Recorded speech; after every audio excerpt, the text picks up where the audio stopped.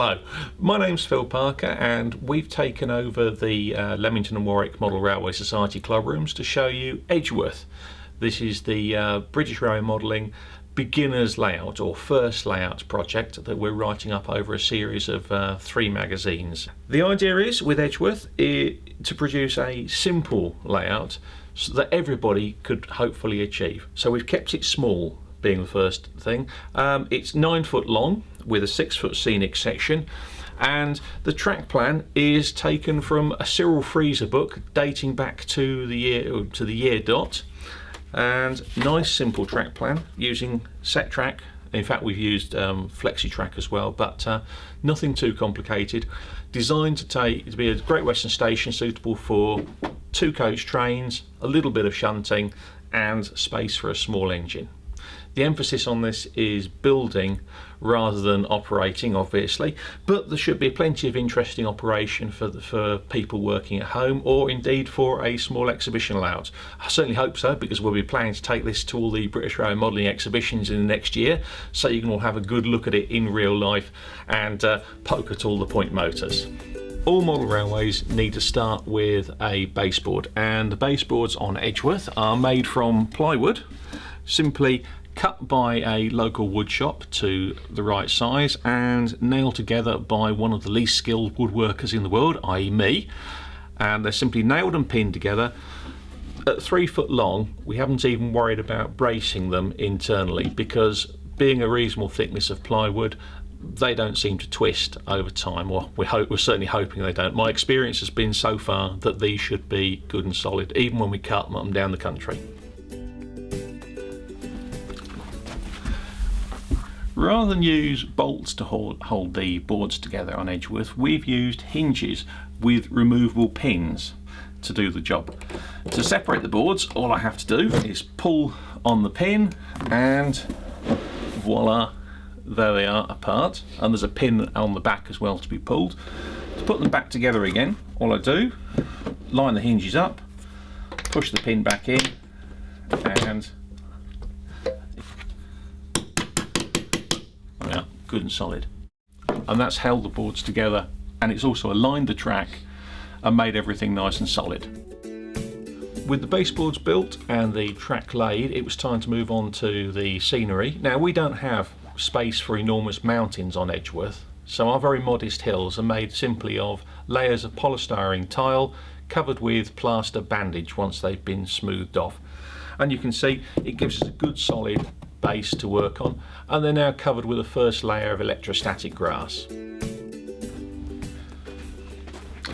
Right, once we've done the scenery, we need to move on to doing some buildings. Now, to keep things nice and simple but still give us some entertaining work to do, we've built all the buildings on Edgeworth using ratio plastic kits. So the station is familiar to anybody who's been to Glastonbury. We have got off at exactly the station. The station itself is quite a simple plastic kit. There's just lots of bits involved. Line them up and you produce a very classic and quite detailed Great Western station.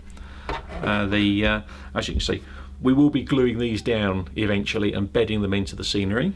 The engine shed, probably the simplest building in the range, and large parts means you get something together nice and quickly, and because of where it sits on the baseboard, you can practice your painting on the back because nobody's going to see it.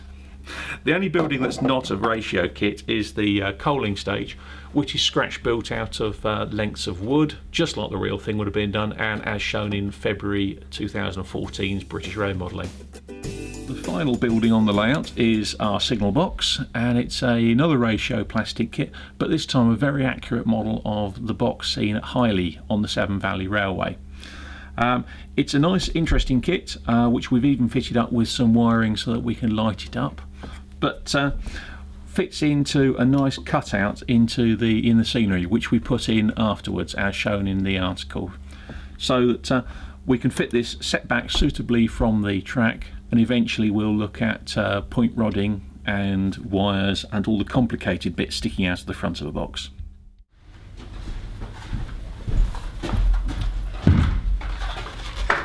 One of the areas we're always asked about at exhibitions is how the Edgeworth leg system works. Well, obviously it's difficult to demonstrate at a show when you've got the layout sat on top of it, so I thought I'd bring it along here and let you see for yourselves how the very simple system works. As you can see, we have a couple of wooden goal posts which are separated by some collapsible ends.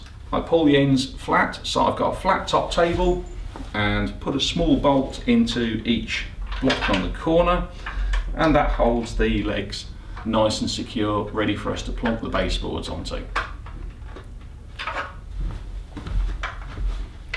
One of the benefits of this is that the legs sit in the car and the layout sits nice and flat in the middle between them, so they don't take up any space. It's also really easy woodwork for somebody as simple as me.